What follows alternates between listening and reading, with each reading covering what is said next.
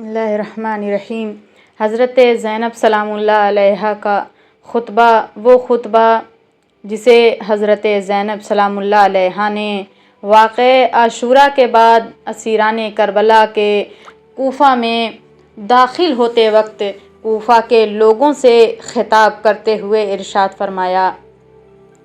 خطبے میں حضرت زینب سلام اللہ علیہا نے واقعہ عاشوراء میں امام حسین علیہ السلام کی مدد کرنے میں کوتاہی کرنے پر کوفہ والوں کی سرزنش کرتے ہوئے ان کے اس کام کو بہت بڑا گناہ قرار دیا۔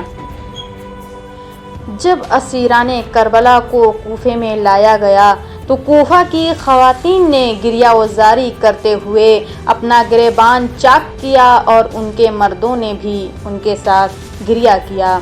امام سید سجاد علیہ السلام جو اس وقت بیمار تھے، نحیف آواز میں، دھیری آواز میں، ہلکی آواز میں، کیا یہ لوگ ہم پر رو رہے ہیں؟ مولا نے کہا، کیا یہ لوگ ہم پر رو رہے ہیں؟ بس ہمیں کن لوگوں نے شہید کیا ہے؟ اس موقع پر حضرت علی ابن ابی طالب علیہ السلام کی بیٹی جناب زینب کبریٰ سلام اللہ علیہا نے لوگوں کی طرف اشارہ کر کے انہیں خاموش ہونے کا حکم دیا۔ جیسے ہی حکم آیا، سانسیں سینوں میں رک گئیں، اونٹوں کی گھنٹیوں تک کی آوازیں بند ہو گئیں، گھنٹیوں کی آوازیں آنا بالکل بند ہو گئیں۔ راوی کہتا ہے کہ کسی باپردہ خاتون کو ان سے زیادہ خوش بیان نہیں دیکھا تھا، گویا حضرت علی علیہ السلام کی بیٹی حضرت علی علیہ السلام کی آواز میں بول رہی تھی۔ زینب لہجہ علی میں گفتگو کر رہی تھیں، علی کے لہجے میں گفتگو کر رہی تھیں۔ آپ نے خدا کی حمد و ثنا کی اور پیغمبر اکرم پر درود بھیجنے کے بعد کوفہ والوں کو ان کی دوگلی پالیسی اور امام حسین علیہ السلام کی مدد کرنے میں کوتاہی کرنے پر ان کی سرزنش کی اور جنت کے جوانوں کے سردار کو شہید کرنے پر ان کو قیامت کے دن بہت بڑے عذاب کا وعدہ دیا۔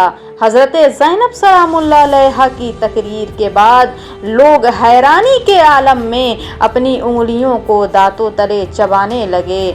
خطبے کے بعد شہر میں یزیدی حکومت کے خلاف عوام بغاوت محسوس ہونے لگی۔ جب بغاوت محسوس ہونے لگی تو لشکر کے سپہ سالار نے ظالمین کے خلاف انقلاب کا سد باب کرنے کے لیے روانہ کیا۔ حضرت زینب سلام اللہ علیہا دیگر اسیروں کے ہمراہ دارالامارہ میں داخل ہوئیں اور وہاں کوفہ کے یزیدی حکمران عبید اللہ ابن زیاد کے ساتھ مناظرہ کیا۔ حضرت زینب سلام اللہ علیہا کی تقریر نے عوام پر گہرے اثرات مرتب کیے اور خاندان اموی کو رسوا کر دیا۔ اس کے بعد عبید اللہ ابن زیاد نے انہیں قید کرنے کا حکم دیا۔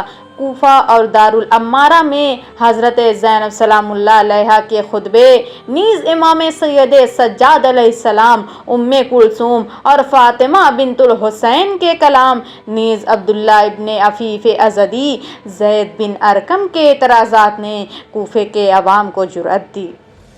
جب کوفے کے عوام کو جرأت دی اور ظلم کی حکومت کے خلاف رستہ ہموار کر دیا، کیونکہ عراقی حضرت زینب سلام اللہ علیہا کا خطبہ سننے کے بعد نادم و پشیمان ہو گئے اور راہ علاج ڈھونڈنے لگے۔ وہ کلنگ کا ٹیکا یعنی خاندان رسول صلی اللہ علیہ وآلہ وسلم کے قتل کا بدنما داغ اپنی پیشانی سے مٹانے کا سوچنے لگے تھے۔ وہ تازہ جوش اور جذبے کے ساتھ بالآخر جب مختار نے قیام کیا تو ان کے گرد اکٹھا ہوئے اور جناب مختار کے ساتھ اکٹھا ہونے کے بعد قیام کیا اور امام کے دشمنوں کے ساتھ بدلہ لیا۔ السلام علیکم ورحمۃ اللہ۔